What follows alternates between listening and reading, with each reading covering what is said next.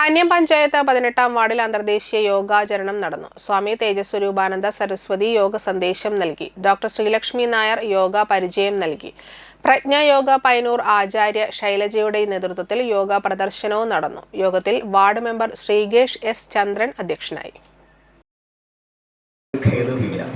പൂർണ്ണമായും പ്രസന്റിലാണ് നിങ്ങളുടെ മനസ്സ്. പൂർണ്ണമായും ആ പ്രഭാവത്തിന്, ആ പ്രകാശവലയത്തിന്, ആ പ്രഭാവലയത്തിന് മാത്രം ചുറ്റിപ്പറ്റിയിട്ടാണ് നിങ്ങളുടെ മനസ്സ് നിൽക്കുന്നത്. പതുക്കെ പതുക്കെ അത് നിശ്ചലമാകുന്നു നോക്കും. ചുറ്റിപ്പറ്റി നിൽക്കുന്ന മനസ്സ് പതുക്കെ പതുക്കെ പതുക്കെ അത് നിശ്ചലമാകും, ശാന്തമാകും, ഏറ്റവും ശാന്തമാകും.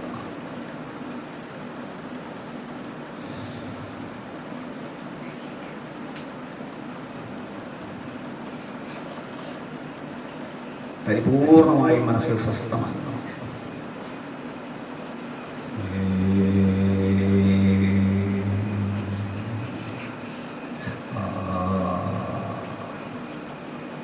സ്വസ്ഥമായ പ്രാണന്റെ പ്രവർത്തനം മാത്രം നിങ്ങൾക്ക് കാണാൻ സാധിക്കും.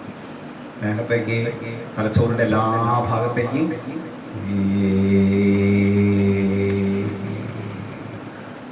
ശ്വാസം പോകുന്നത്, പ്രാണൻ പോകുന്നത്